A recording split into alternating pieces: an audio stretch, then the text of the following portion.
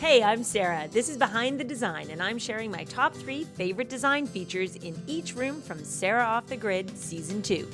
I'm Sarah, and this is Behind the Design for the guest room office. This room measures 7 foot 6 inches wide by 13 foot 2 long. So this is about as small as it gets in terms of a bedroom size, but it actually works.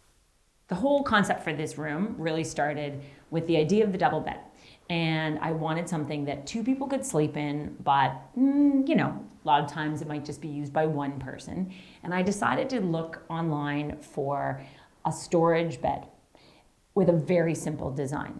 And here's some good factors about this.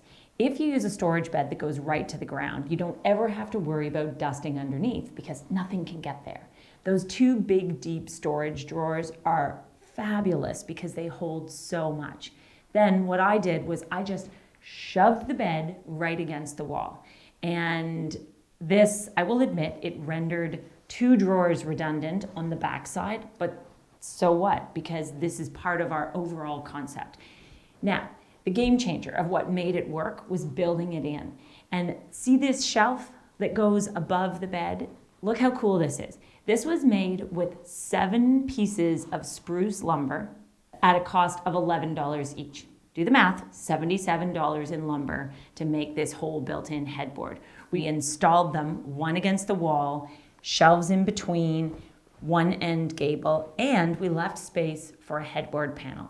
I measured up what I needed for the headboard panel, had it upholstered, tucked it in, so now we have the comfort of an upholstered headboard. We have storage for books. We highlighted the back in a fun paint color, and the white paint finish on the bookshelf ties perfectly to the bed frame, so the entire thing looks totally built in. If you're looking for a DIY, I think this is a good one. So we've got 1 part sleeping area.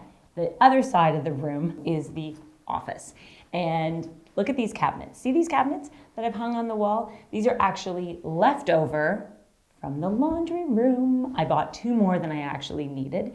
And then I thought, how best can I use these?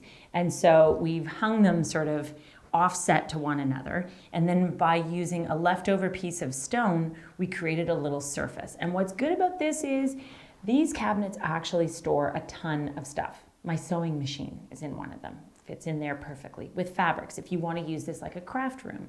So often when we're thinking about cabinetry and storage solutions, we think they're going to be expensive because they have to be custom.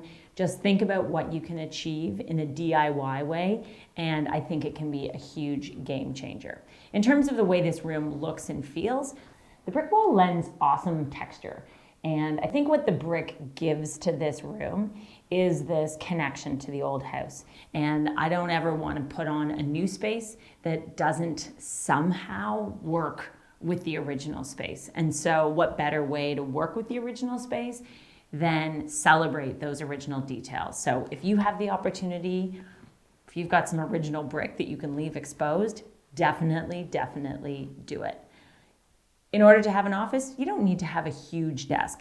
This desk has contemporary lines. Look at the way the solid wood legs are inset. It has touch mechanisms on the drawers. This is a really great little desk. Affordable, sleek, stylish.